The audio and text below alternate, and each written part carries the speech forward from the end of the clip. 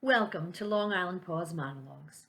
We are so grateful and so proud of all of the amazing writers and actors that participated in this project. It has been wonderful to see these original works come to life. Some of the project writers are veterans and others brand new to writing theater, and everyone rose to the challenge. Our intention was to gather creativity to bring us all closer together during this time. Mission accomplished. One House Productions invites you to enjoy the Long Island Pause monologues.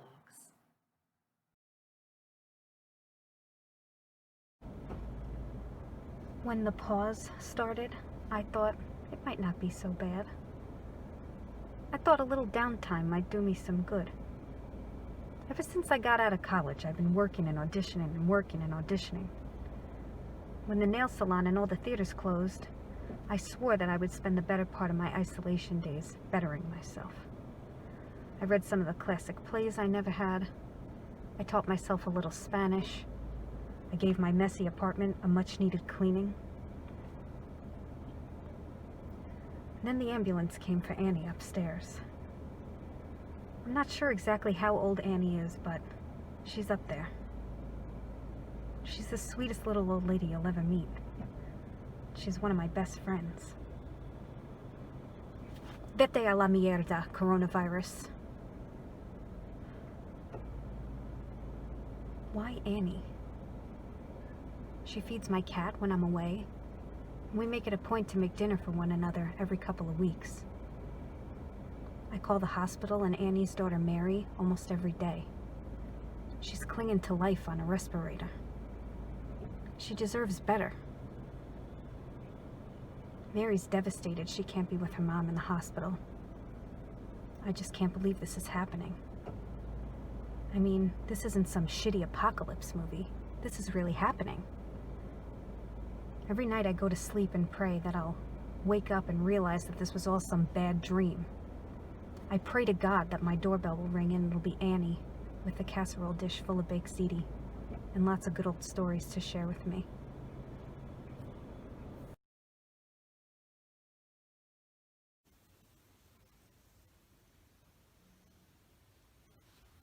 The pandemic. Well, I guess I can cross that off my bucket list. I never thought it would actually happen. It was at the very bottom of my list. Actually, I have been crossing things off that list for quite a while now. For instance, I always wanted to see big open spaces, so years ago I booked an Alaskan cruise to satisfy my desire to see majestic vistas. And about 40 years ago, I did actually take a ride on a glider, which sadly proved to be a disappointment. And I am looking forward to trying my hand at stand-up at some local open mic comedy club. But a pandemic! I thought I was going to have to die before I had the chance to experience being home for 3 months with my wife. No animals to pet and no kids to play with. Just us. But I haven't wasted my time being sequestered. I've forced myself to be productive. I've done things to broaden my outlook and my mind. Facebook, for one, has been a treasure trove of information and experiences. I mean, seriously, you don't need to experience anything for yourself anymore if somebody's already done it and filmed it, narrated it, posted it. For instance, I actually sort of experienced and felt the thrill of throwing basketballs off the 3 tallest bridges in North Dakota. I got 2 out of 3. Nothing but net. And one day while looking through Facebook, I came across a collection of film clips from the 10 most underrated movies of the last 20 years that came in third at the Oscars.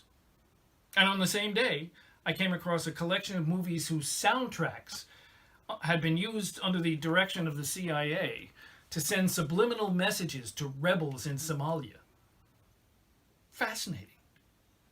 And then there was the day I came across this Zoom presentation of 27 4-year-olds from the 8 poorest countries in the world singing The wheels on the bus go round and round. So tell me, am I the only one who's experiencing the world differently these days? I mean, sometimes just getting the garbage out to the street on time is the only thing that gets me up in bed in the morning. I mean, there's less traffic on the street, so my ears become so attuned to nature that I can tell the difference between a UPS and a FedEx truck when they're not even a block away. And then about 3 weeks into it, I was so slumming through Amazon looking for anything to buy, and I came across 8 used copies of Ordering Books Online for Dummies. There are 8 left. And can someone tell me how some people can make a traditional meatloaf out of the leftovers in the hydrator, and I find myself to be a complete disaster because I can't make a decent dessert out of dried up old slices of Swiss cheese, Jell-O, and sweet and low. It's disheartening. But I guess like the old saying goes, the brisket is always browner at the other person's post. However, I think this whole experience has been very good for me. I mean, I have reconnected to the experience of listening to music while stoned. I haven't done that since I was in graduate school. I used to lock myself in the apartment and fill up the tub and put the record of Hair on high and dip into the water and toke away. And I'm happy to say it still works. But really, if there's been any takeaway from this at all, it's been... What? Oh, sorry. I've got to go. My bath is ready. Far out.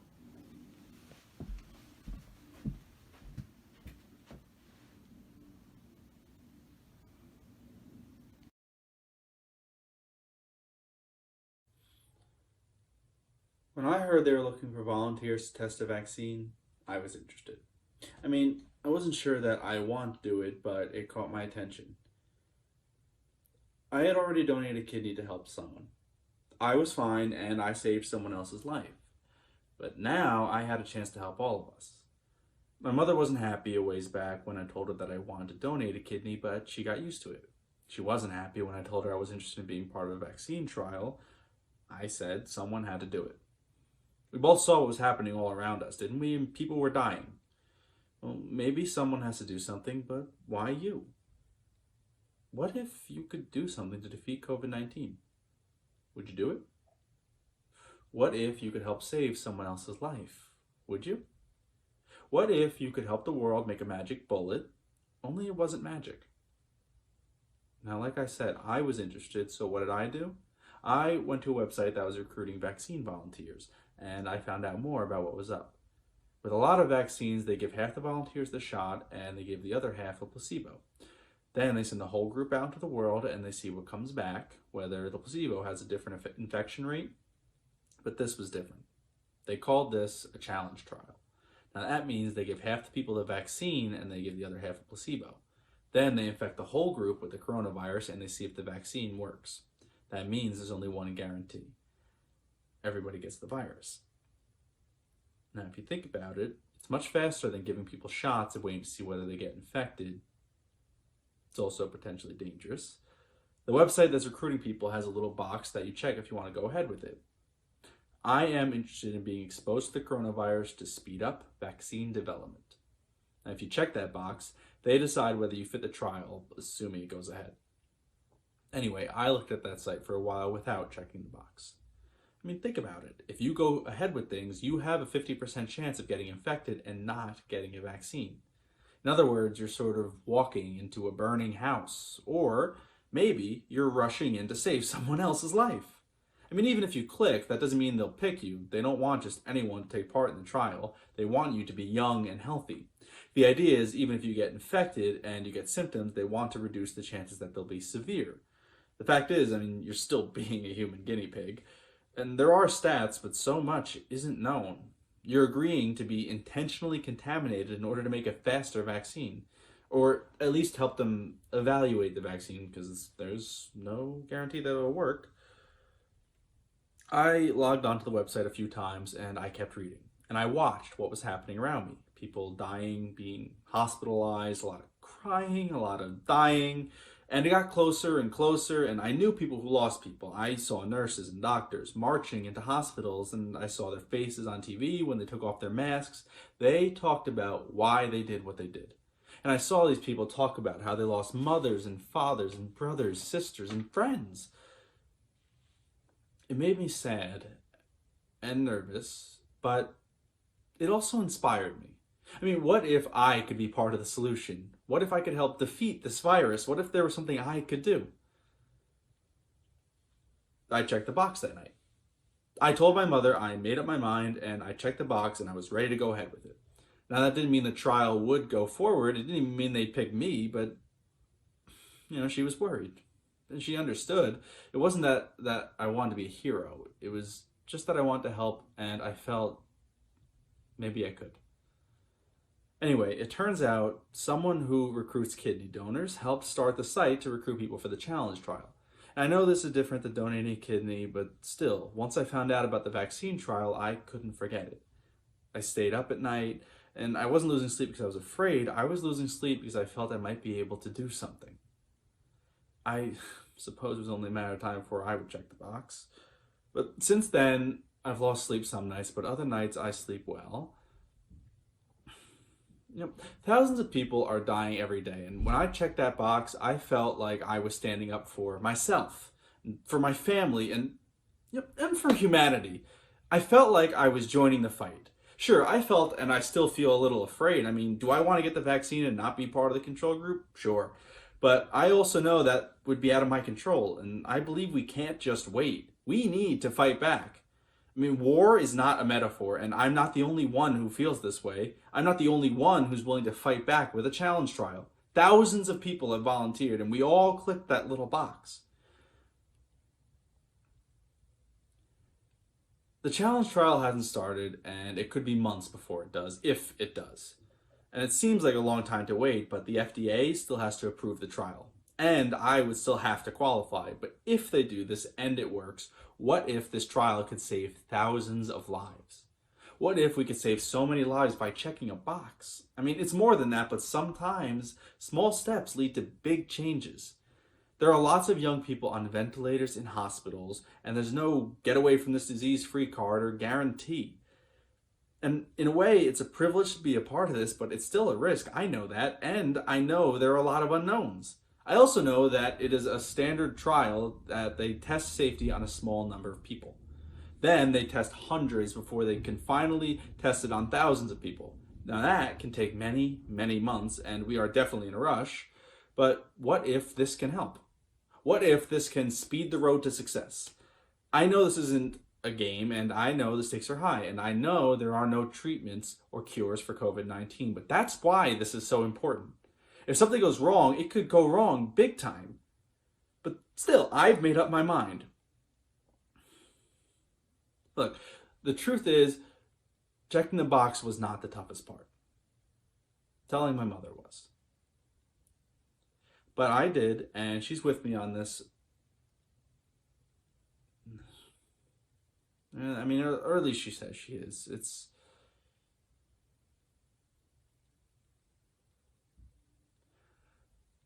After 9/11, a lot of people enlisted in the military. And a lot of people say this is a war. I'm enlisting in the war. It takes time to prepare the study, and they have to find hospitals where we can stay while it's going on so they can monitor us. Now, it's not a walk in the park, but since when is life supposed to be?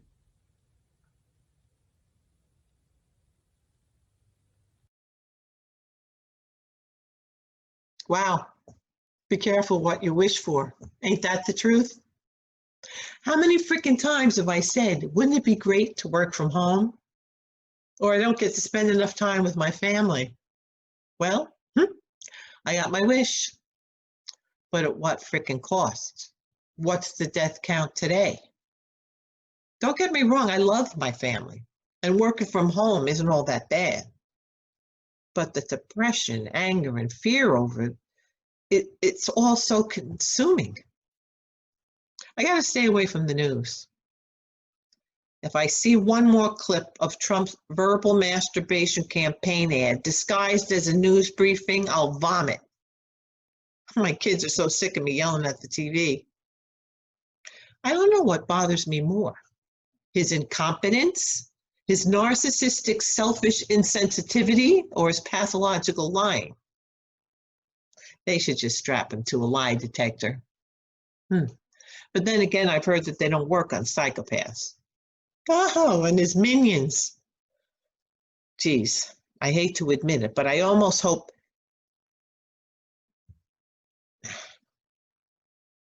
Oh, and this invisible enemy shit has got to go. You should see me walking down the street, mask on, avoiding everyone. I feel like John Belushi in Animal House. Yeah, you know what it's like. It's like the time my house got robbed and I would walk down the street wondering, was it you who robbed me? Was it you? How about you? Now it's, which one of you got the cooties? This is definitely not good for hypochondriacs.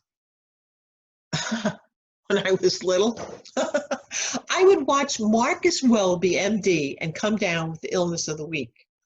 Headache, brain tumor. Chest pain, heart attack. Now I'm constantly wondering, did it touch my face? Is this scratchy throat allergies? What is this cough from? Do I have a temperature? And the anger I'm feeling is overwhelming. I'm so furious at the selfishness of people. How hard is it to wear a frickin' mask and stay 6 feet from people? When they posted signs, no shoes, no shirt, no service. No one said boo about their constitutional rights. The hypocrisy of it all drives me crazy. We have to respect their body choice, but they can infect mine? Oh, and don't get me started on their trying to control what women do with their bodies. If elementary school children have to endure the trauma of active shooter drills for your constitutional right to liberty, then for God's sake, you can wear a damn mask for the constitutional right to life. Oh, and on top of all this, I am so incredibly conflicted. One side of me is so very glad I can work from home, and Lord knows I'm grateful to have a job. But being home, you kind of want to catch up on all the things that you never have time to do because you are at work. But you can't because you are working. But you are constantly surrounded by all the reminders of what you should be doing. And I don't know about you, but I'm having a really hard time focusing on tasks. Guess that's from the depression. But as they say, you got to count your blessings and focus on the positive. Easier said than done. I am glad my kids are home. As Cuomo said, we are getting to spend more time together now than we will probably spend with each other for the rest of our lives. And speaking of Cuomo, I'm so glad I live in New York State with a governor that actually listens to and follows science. I find, as a matter of fact, human delivery so grounding and almost calming. It was so obvious that someone told him that to deal with a narcissist, you have to compliment them to get what you need. And to give them advice, you have to do it without their realizing that it is what you are doing. So they think it is their own idea. But then, of course, what does he do? Instead of taking the advice, he takes Cuomo's compliments and puts them in his campaign ad. Oh, but I digress. Where was I? Positives, oh yeah. The fact that air and water pollution is down is pretty positive. Did you know you can actually see jellyfish in the Venice canals? Fantastic, right? Boy, I hope we don't erase that progress. It is so freaking hard to stay positive with all the selfish morons in the world. I'm just so tired. Tired of being afraid I will lose loved ones. Tired of worrying, I will get sick. Tired of all the stupidity, tired of all the selfishness, tired of the hate. It's all so exhausting, don't you think?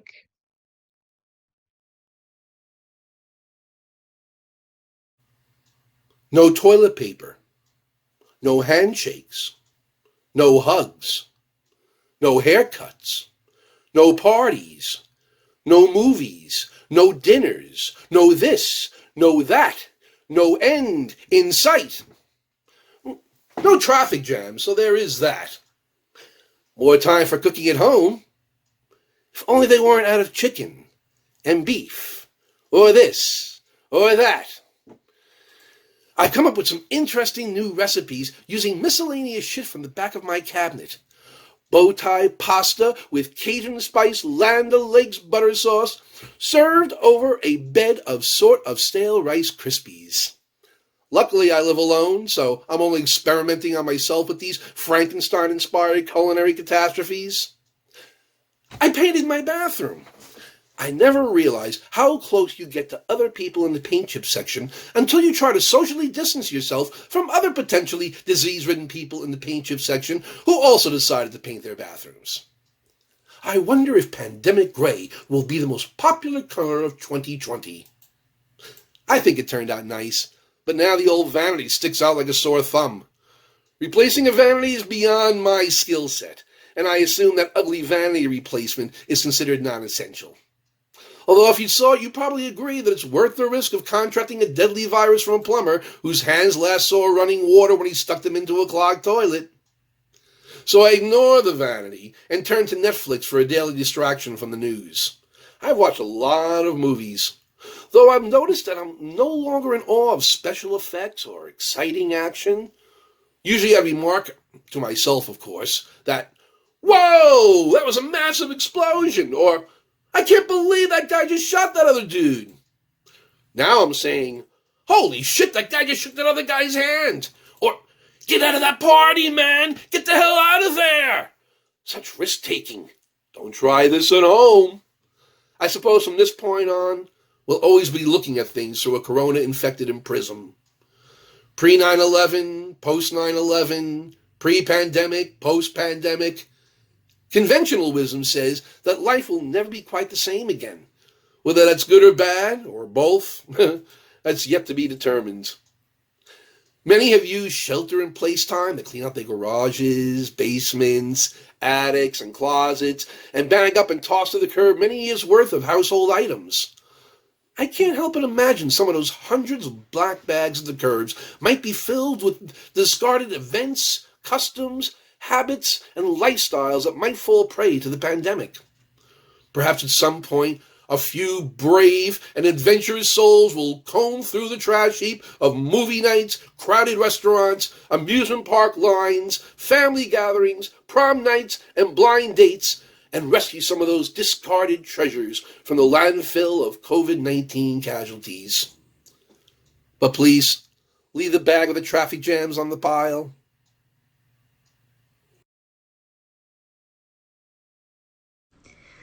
I think that we've gotten so used to 5G that we forgot about dial-up and encyclopedias and whatever came before that, oral histories. Marathons got started because some poor guy had to run 26.2 miles to announce the news of military victory to the Athenians. That's how the news of the world traveled in 490 BC, at the speed of one lonely human running 26.2 miles down the Greek mountainside after fighting a battle. Historians say that the first marathon took days to complete. Days and days and days. The fastest marathon ever run by Eliud Kipchoge at 2 hours, 1 minute, and 39 seconds in 2018. And it's not just that. We've gotten so used to planes and trains and speedboats and smartphones and smart watches, smart water bottles. Convection stoves? I don't even know what a convection stove is, but my water boils pretty fast. Sometimes I wake up and forget how fast the world can seem these days. And sometimes I forget that things that take time, regardless of how we feel about it, regardless of how we feel about waiting. I was thinking about waiting the other day, and the Greeks while we're on the subject. I was thinking about Penelope, the wife of Odysseus, mostly famous for waiting. She waited for Odysseus for 10 years while he was out fighting the Trojan battle, and then she waited another 10 years during his voyage home. That's 20 years of waiting. That's longer than I've been alive on this earth. I used to wonder if she was amazing or idiotic. To wait for something that you don't know will ever come. With faith in something distant and out of view. No messages, no letters, no news, no emails or texts. And recently, I came to this conclusion. When something is worth waiting for, you wait for it. Maybe it is that simple. So I'll stay here, Penelope. I'll wait too.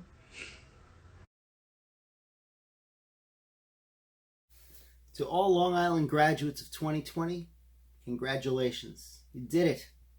And in an unprecedented way.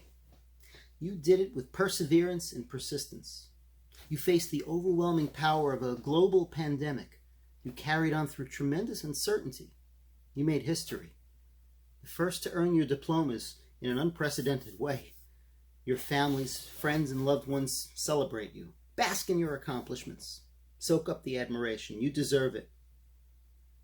Commencement speeches typically offer advice, suggestions for leaving your mark on the world. They include personal stories of the pathway to success. They share motivational quotes to spark the continued exploration and application of your abilities, strengths, and skills. You're eager and energized, right? A bit apprehensive, but ready to start the next chapter of your lives. This is a commencement, after all. Go out and show the world what you've got. Not so fast. Today, I offer not advice, but a to-do list. You have some writing to do. First, sit down and consider what you have witnessed and learned. Write down all that has been done to ease the impact of this virus. Write about the outpouring of support for healthcare workers, first responders, and essential workers, and volunteers. Make note of the swift and effective results that come from coordinating and harnessing both public and private sectors. Include details about reaching out to others and sheltering in place with humor, grace, and ingenuity. Share details of the creativity and innovation with which you completed your studies, maintained your friendships, and celebrated good news, birthdays, even proms. Now the tough part. Staying positive through difficult times is great, but this can't be sugar-coated. Write about what didn't work. Did finger-pointing from any direction actually help in any way? Did those in the media who weighed in on what was happening sit in judgment? Or did they get up and join the tireless efforts of those who work to ease the health concerns and the financial burden? Are hoarding and price gouging appropriate ways to react? Agree or not with wearing masks and gloves, is tossing the used ones on the ground a mindful action? Wouldn't it be prudent to maintain the stock of appropriate supplies?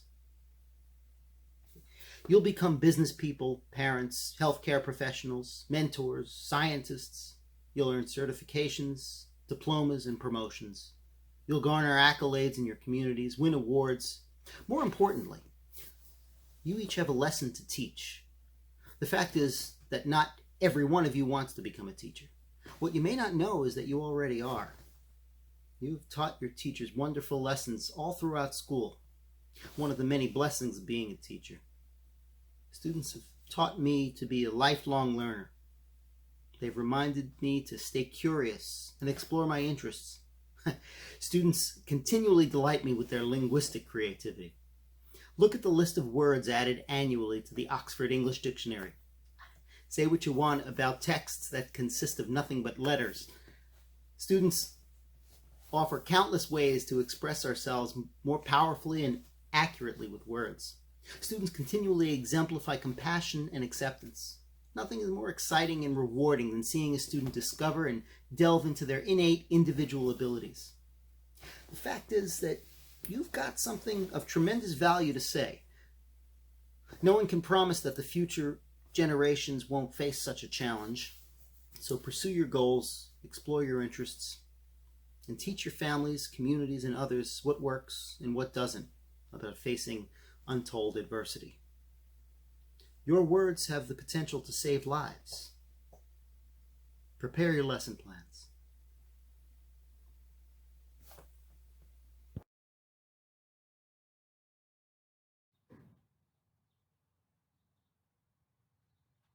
Good morning, good morning, good morning.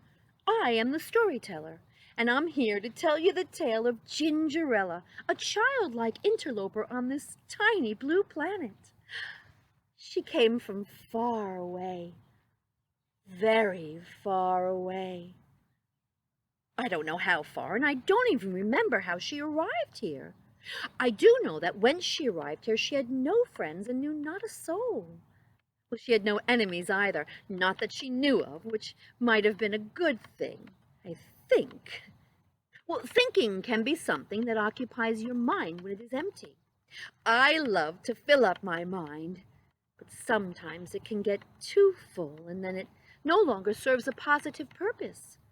I no longer feel happy or smart, just whelmed or overwhelmed. So I like to sit quietly and breathe. I breathe in and out, again and again, until every little tiny nanothought releases its grip and floats off into the cosmos, and I am at peace.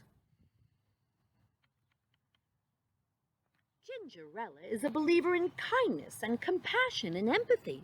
Long ago, she was a teacher at a small school called the Progressive School of Peace and Mindfulness. Well, she traveled the world with her posse of friends: snake, giraffe, crocodile, and Indian cow. She learned to live with them in a faraway, unnamed land. She is the manifestation of the feminine spirit, the stargazer, and the dream keeper. We are the ones who have learned large lessons. We know the language of I talk. This is a quiet, gentle way of sharing thoughts and feelings. We speak and listen without judgment. Gingerella didn't believe there had ever really been world peace. I can hardly understand why, but I know it is so. Many moons ago, she asked her mother, "Mother, has there ever been world peace?" Mother had her own opinions about wars and what stood in the way of peace. She secretly believed that wars were started by groups of people who believed that they were being treated unfairly. Well, there were tyrants and dictators who kept people enslaved and believed that all people should listen to them no matter what. And there were always those who were greedy and wanted to seize land and animals, castles and treasures from others. Would it ever stop? In our lifetime or our children's or grandchildren's? But she was taught by her wise parents that all four-leggeds, two-leggeds, swimmers, crawlers, and flyers have the same right to live and breathe. Several suns and moons ago, the tiny planet she landed on, called Earth, fell under the spell of the Great Corona. The Great Corona was a monstrous, invisible source of pain and fear. Suddenly, many were crowded into markets, seizing all the toilet paper and face masks, and acting in extremely disturbing ways. They hid the teepee in underground bunkers, closets, and under the beds, and they left nothing for anyone else. People walked through the streets all day and all night without going near each other, and there was even a rule that they must stay 6 feet away from each other. All the stores and restaurants closed. Even the schools sent the children and teachers home for the rest of the year. Teachers started teaching their students with computers and Chromebooks. Yay! But it wasn't enough to make it better. Everyone was scared that the great, terrible, invisible corona would touch them and leave them with dark sickness. There was no cure. People stopped going places on buses and trains, and airplanes were no longer allowed to fly. People mostly stayed home from work, except for doctors, nurses, grocery store workers, and anything or anyone considered essential. Everyone stopped going to work because no one wanted to risk finding out what the terrible Corona the Invisible could actually do. Children stayed home riding their riding toys and playing games all day on their devices. Musicians stayed home playing their instruments from their garages and basements. But there were some very good things that happened. It took a few time moments before anyone noticed this good. People taking walks around the neighborhood saw people who they had never seen before, sitting on their front lawn or their porch, and they waved at each other and said, "Hello! Good morning! Stay safe! Have a nice day!" One day, one neighbor said to another, "Is there anything I can get you from the market?" Really? That was a big breakthrough of kindness. Hooray! The villagers cheered. They cheered for the nurses, doctors, grocery staff, and restaurant workers. They danced in the streets 6 feet apart and banged on pots and pans and drums whenever hospital workers left after their shifts. They showed true appreciation for everyone that put themselves at risk of being touched by the invisible corona. Some people had friends and relatives who had been infected by the corona monster, and they went off to the clouds, where pain no longer touched them, but sadness remained. Great sadness.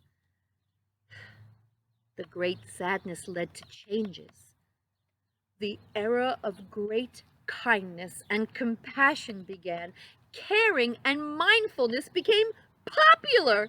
Do you believe this? It actually happened. But not until many two-leggeds and some four-leggeds went to the clouds. It was then that the large lesson of compassion was learned. This is the truth. Even newborns were taught this. Compassion and empathy were required in all grades, and you could even graduate from college with degrees in compassion, empathy, and mindfulness. Please come with me as we continue with this tale of Gingerella, the peace warrior, and how she conquered the terrible coronavirus with her weapons of peace and compassion.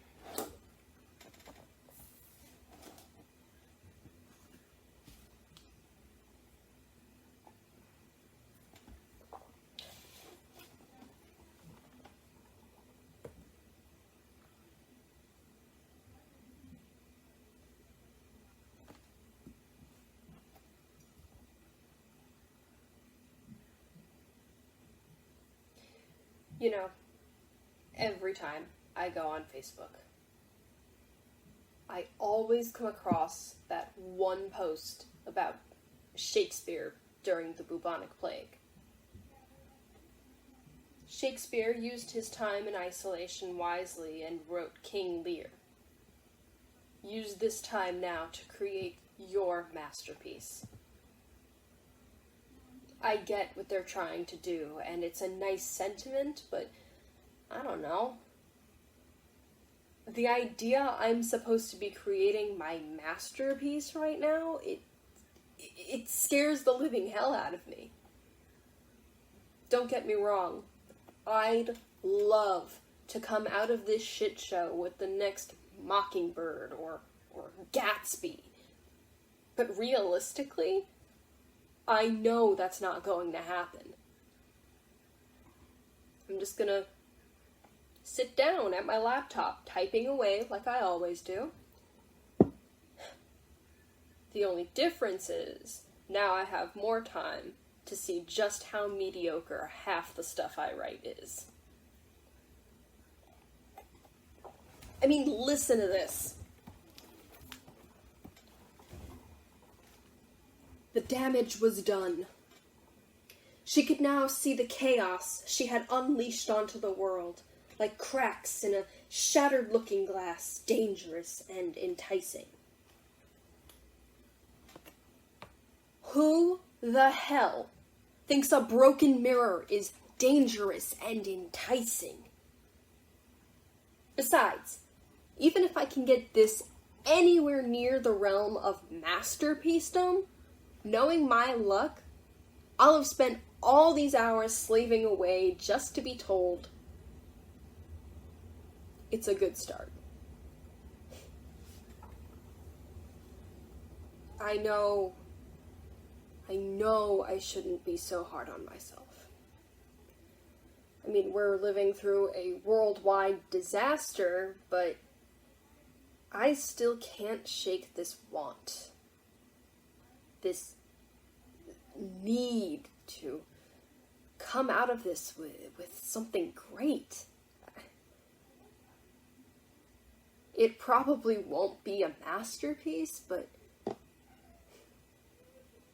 even if it's something I'm proud of, I'll take it. Hell, even Shakespeare wrote crap sometimes.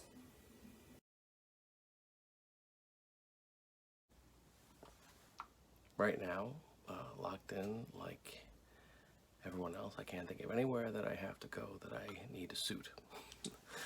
But I still keep one in the closet just for luck. I got married in a rented suit, age 22. I was a new teacher in a Catholic school. Right after I had 3 kids, boom, boom, boom. Happy and broke I was. A friend of mine told me very bluntly, "You're poor." But I did wind up with a good suit. Here's how it happened. I was riding to work one day on a little Honda motorcycle that I had bought at a yard sale. This was because the only car that we had as a family was needed at home because we had the 4th kid was on the way. I was on Route 110, and I ran over what I thought was a corpse on the road, so I turned the bike around and went back to sea. On the asphalt was a gray suit in a dry cleaner plastic bag. Scooped it up, I brought it to the local dry cleaner, brought it back to just see if there was maybe delivery, had fallen off a delivery truck or a delivery van, something like that. Nope. Very expensive silk suit, they said, but no. I took the suit home, I tried it on. Perfect fit, of course, so I kept it. That same night, I wore the suit to a parent-teacher night at my school. Well, one chatty parent told me that she was a professor at Suffolk Community College. She said it was a nice place to work, and that if I could mention her name if I was ever interviewing for a job there, though there were no teaching jobs at the time anywhere. So the next day, on impulse, I drove to the college after work. I wore the suit, walked in cold. I wound up sitting in the office of the head of the humanities department. We had a long talk. The name I was supposed to mention, I never did. The guy liked me. He hired me right away to take the spot of another professor who had just quit.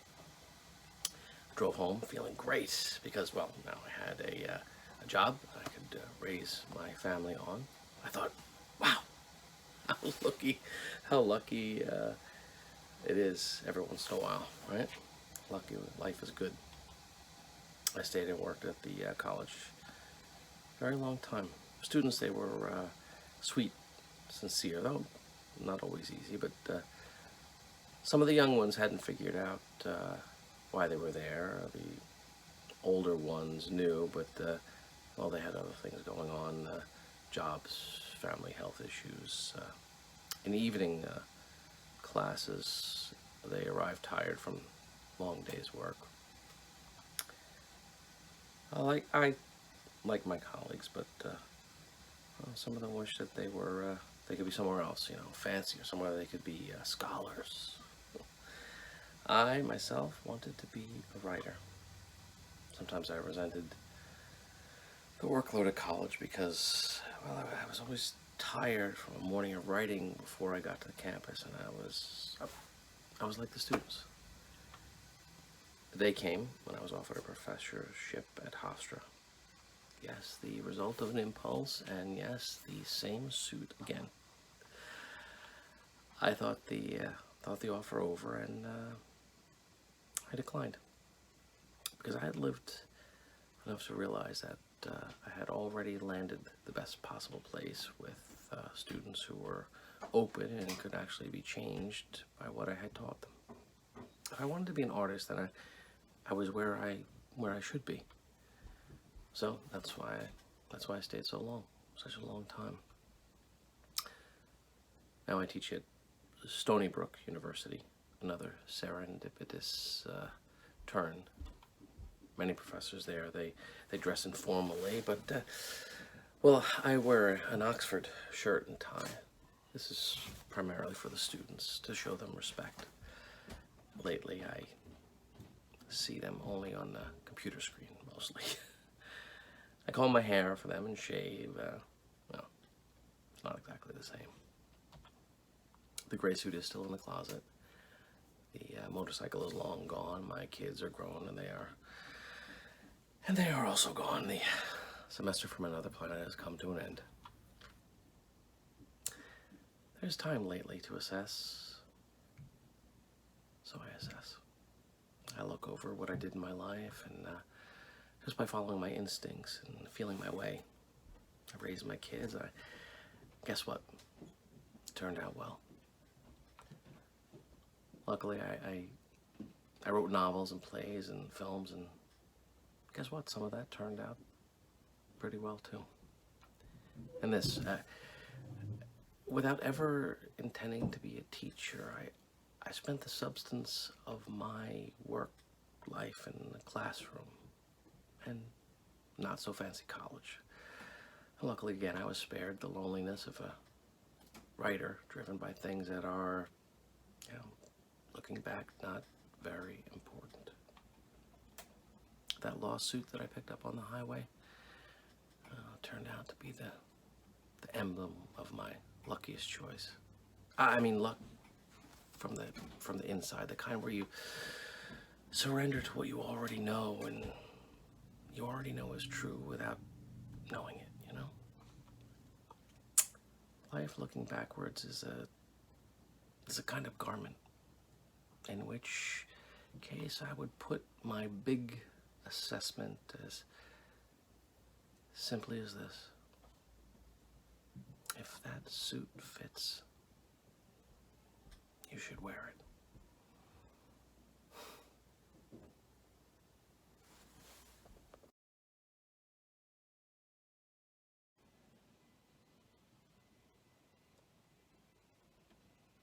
I didn't want to go back. I couldn't. The night before they finally lifted the whole lockdown, I had a panic attack, like bad. Shortness of breath, muscle spasms, I couldn't talk. Doris actually called 911. Paramedics wanted to take me to the hospital, but I was still too nervous to go there, even though the virus had started to settle down a bit. You see, I was barely holding on before quarantine. Take the day before the lockdown, for instance. I had this idea to write a poem. It came to me out of the blue that morning, stirring honey into my tea in my travel mug, watching the sunrise come in through the kitchen window. It was a perfect poem. Poignant, profound. Metaphorical, yet literal, not at all cliche. There's something about a kraken, I think. But that morning, the kids were dragging out the door and barely made it to first period on time. And so many of my colleagues were out sick that I had to cover classes straight through lunch. 5 periods in a row of George and Lenny trying to find their little piece of land and be their own boss. And then on the bumper-to-bumper commute home, I praying to my higher power to, God, please help me remove my self-centeredness. Give me some patience. By the time I got home, it was straight to checking the kids around from religion to dance. And Celia had that history project on longhouses, and God, she cries when I try to help her, yet she cries if I leave her do it herself. And Lucas cries if I won't let him help with the meatballs, but it'll take forever if I do. And then there's 3 games of foosball, because if I play against one of them, I got to play against all of them. And I'm sitting there wondering whether it's worth it for me to install a dishwasher as I up to my elbows with the dinner dishes. By the time Doris came home, I had to rush off to the airport to pick up my mom from her flight. Safe and sound trip, but oh, the family is groaning under obesity and spiraling from mental health. And oh, how she misses Dad. And why don't I just stop by more often? Could I take her to the Spring Gardening Expo next weekend? Back at home, the kids wanted nursery rhymes and bedtime stories, and I just said, line them up on my bed and I'm going to give them one story for all of them, which didn't make anybody happy. Probably would have been less time if I read all 3 stories and instead of trying to calm down their whining afterwards. You know, by the time I finally sat down, to write that poem, there was nothing left of it in my head. I was wiped. Sat there on my couch, exhausted.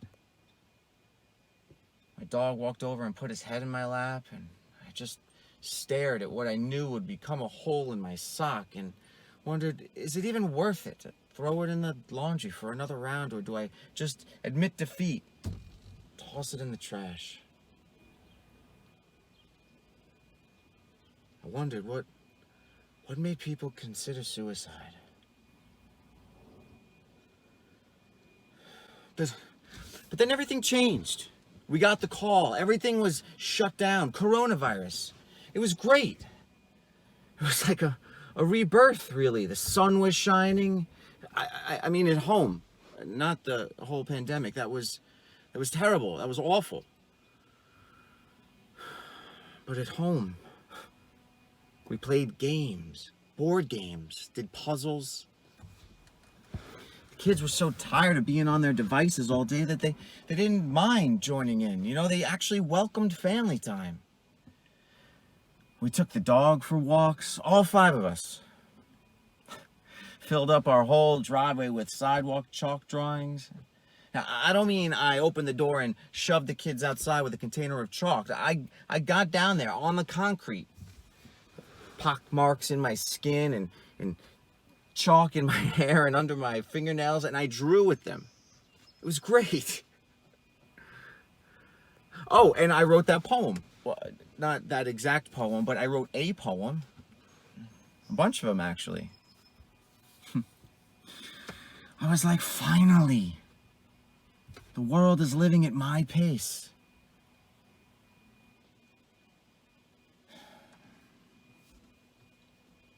And then it all stopped. You know, I knew it was going to come to an end eventually, but I still wasn't prepared. I begged Doris, please, let's take something away from this, you know? Fine, we could put the kids back into some activities, but does it have to be everything? Lucas, okay, he could go back to soccer, but does it have to be the travel team? Same with Celia and dance. 5 nights a week and weekend competitions? And why couldn't we just conduct our own religious instruction from home? You know, get a workbook or something. We did such a great job homeschooling them for 2 months. Oh, and all the family parties over every stupid little occasion, you know. Zoom was good. You build up the excitement to see those faces. You talk to them for 40 minutes. hear what's new, tell them some stories, and that's that. Short and sweet.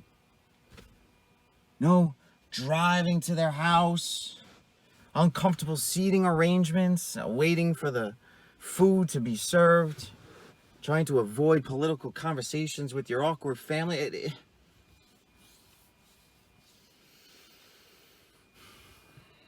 I tried to go back to work in September, but I couldn't handle it. Put in for an extended leave of absence. I asked Doris to cut down on her hours at the office, but she fought me every step of the way. She said I was overreacting.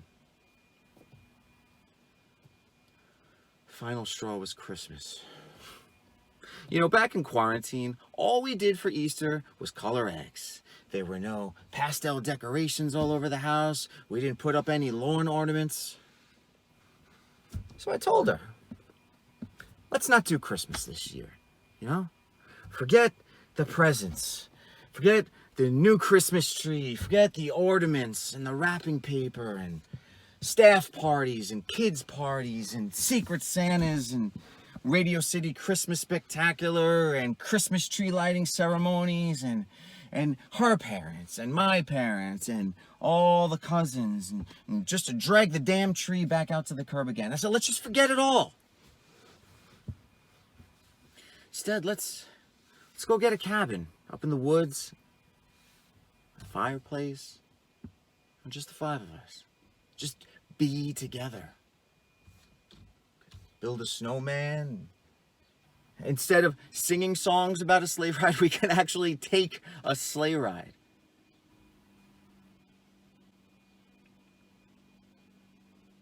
She took the kids to her mom's in Wilmington, and that was that.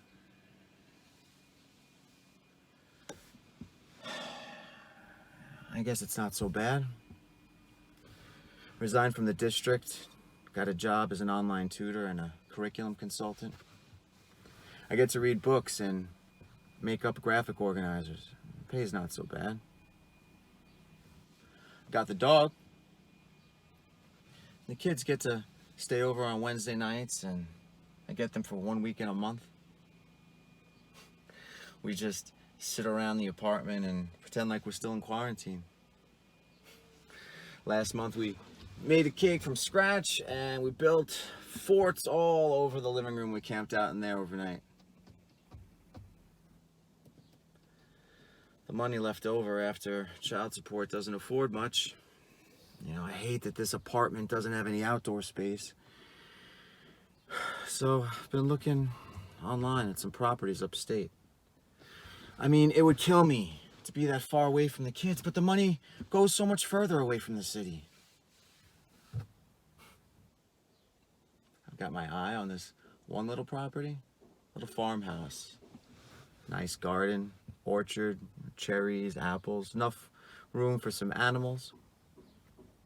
Yeah, I could work from there, be my own boss. Maybe Doris will let me take the kids one Christmas. We could just sit and watch it snow on the farm.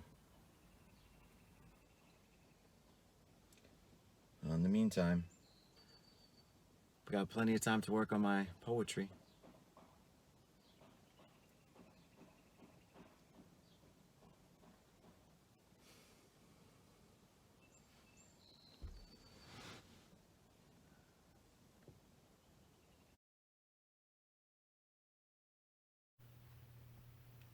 I'm thinking about you today. I'm thinking about you because you have passed away. And I only just found you a few months ago, living at the Rehabilitation and Nursing Center in Massapequa. You accepted my friend request so quickly, and I wondered, how much of me did you really remember? I was 14 years old when they introduced me to you at the Massapequa Folk Group. We met in that, dilapidated one-room little house that quietly stood on the church's property while the masses were held and conducted in the school's auditorium. They told me your name was Mikey the Clown. You were only 5 years older than me, yet I felt, oh, we were worlds apart. And today, I just realized how wrong I might have been. Growing up for me was hard. I'm not going to bore you with my life story. Wherever you are now, you probably realize everything anyway. It will all make sense somehow or not. Probably not. I acted so tough on the outside because, well, deep down inside, I was so afraid. I always wore sneakers, jeans, and a t-shirt. I was never going to be a girly girl because, well, it just wasn't safe to be one. I remember I said, hello, Mikey the Clown. I'm Laurie. And for the rest of the time that I knew you, you called me Lainey. Well, I never bothered to correct you. I just figured it was a cute little nickname that you gave me, wanted to have for me, I don't know. Or maybe you didn't hear my name correctly. It didn't matter. I was never too sensitive about my name. I never felt too attached to it. In fact, I never felt too attached to anything about myself. I just knew I didn't like me, that's all. Yet you seemed to graciously accept the fact that people called you Mikey the Clown. I thought to myself, well, what a strength that was in you.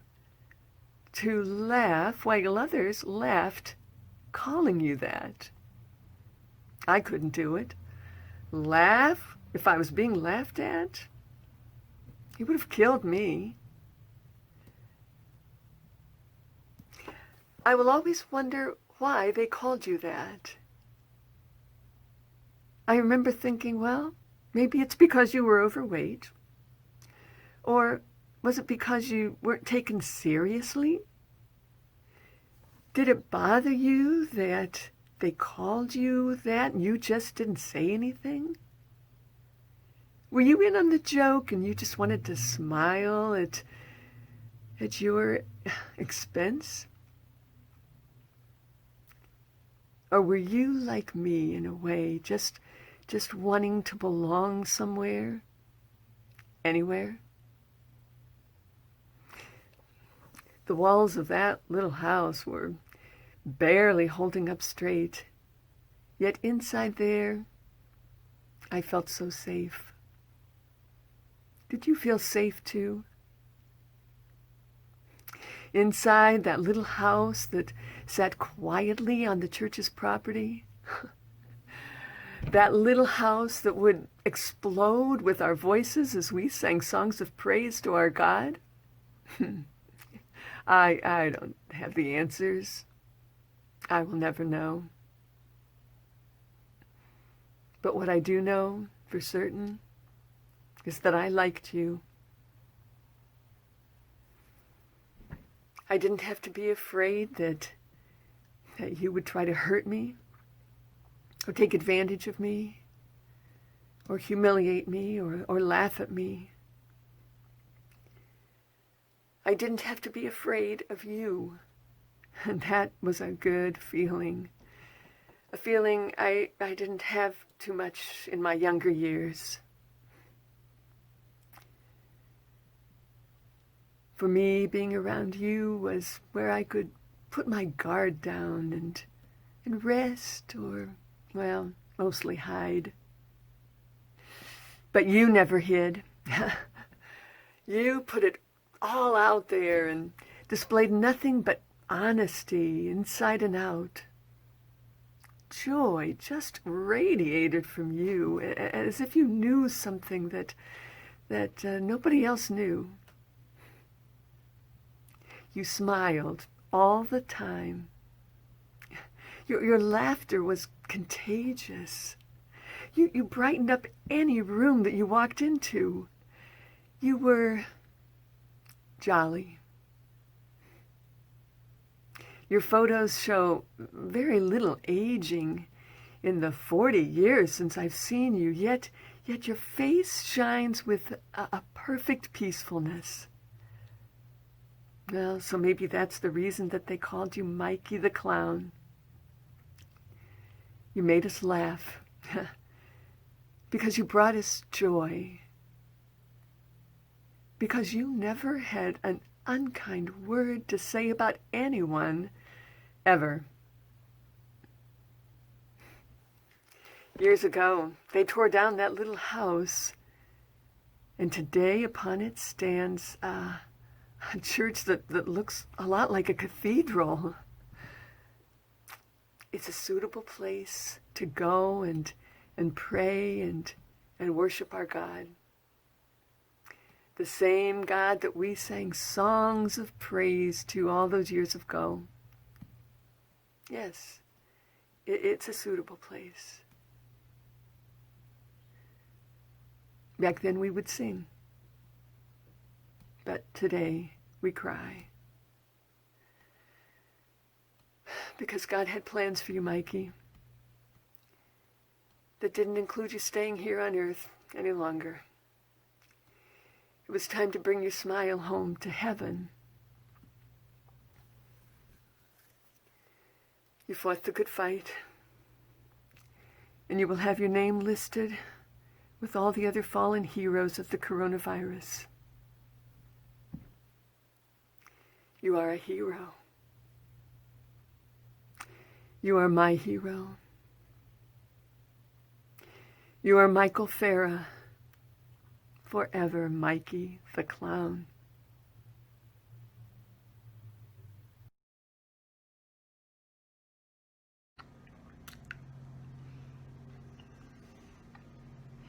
Love's a fragile thing. Comes and goes as it pleases. No schedule on that train, that's for damn sure.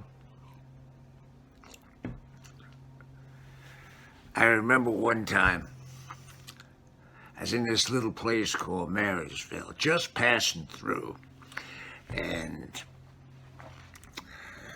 I'm sitting at the bus stop when this guy, kid really, younger than you probably, and he just starts sobbing. I mean, sobbing. Snot was dribbling down his face, and he's, dry heaving, and he's muttering something to himself. And finally, I ask him, what's wrong, son? And he looks at me, and it's like he just wanted someone to ask, to listen, because he opens up to me like church doors on Sunday. His father, you see, had been wailing on him and his mother there for quite some time. Daddy had started him on something small, not finishing the P's or the homework, that kind of thing. And then Mama would step in and take the brunt of it. He tells me she was just a tiny thing of a woman, and him, Junior there, coming after her, well, he really couldn't do much to stop it. Now, this goes on for years, and finally, I guess Mama had enough because she drinks all the cleaning solution under the sink. No, just a real mess. And of course, Junior there's the one who finds her, so what does he do? He runs, which I suppose is a fairly normal response. Now, here's where it gets real interesting. Because I'm a nobody, just a passenger night, and he tells me this. And he asks me if it's his fault, which is a pretty philosophical thing to ask a stranger if you're asking a stranger. So I says, I don't know. You see, he had it in his head that he couldn't do nothing to protect old Mama, even as he got older and the beatings got worse. She spent all that time protecting him, and he couldn't return the favor. I asked him, why not? Because she's dead?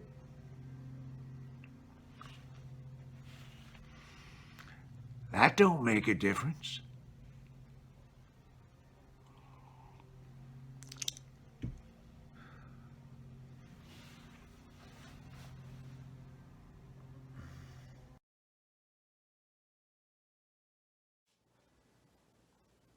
To cut or not to cut, that is the question.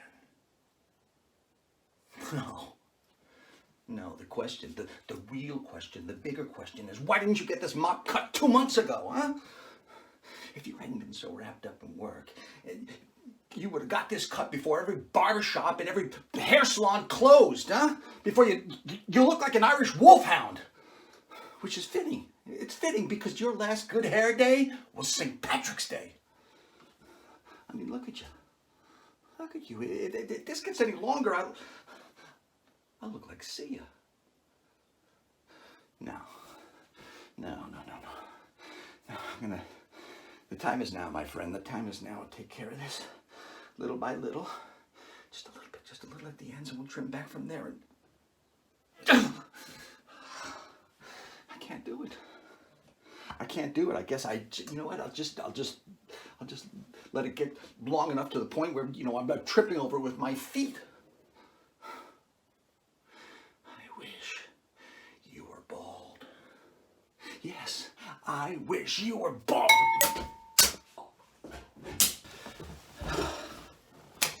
You know what? Maybe this long hair thing isn't so bad after all. I've always been the conservative, straight-laced, never raise any hell sort of guy my whole life. Maybe this is finally my time to become a badass. I've always envied those rock stars with their hair down to their shoulder and their, hey, I'm so cool, you're not fit to even be in my universe type of attitudes. Well, maybe this is my time to break out. Did it take a pandemic to make me realize what I needed all of my life? I mean, in high school, I was always the nerdy guy, the president of the chess club, the guy voted most likely to become an accountant. What's wrong with letting yourself get a little wild after all these years, huh? Damn it, I'm gonna do it. I may not be able to break out of this house, but I'm gonna break out of my shell. I'm gonna let my hair grow as wild and crazy as it wants, Damn it, I love my hair. What the hell is happening? What? Oh. You look like a billiard ball. You look like a giant egg, like Humpty Dumpty. No, you look like the bad guy in Batman, like Egghead. You look like Vincent Price. A great B Vincent Price at that. No, this can't be happening. What the hell? I dropped the scissors. I bent over. I picked them up. Oh my God. Oh my God, you said you wish you were bald. You said it. Oh, I'm gonna take it back. Take it back. I want my life back, all right? I want my life back before this. I want to go back to the way things were before, hair and all. I don't care that I look like an Irish wolfhound. I want my life back. Is it too much to ask for? When I wasn't worried about things as so trivial as split ends. Great. The scissors went in the bowl. I hope they don't turn blue from the daisy.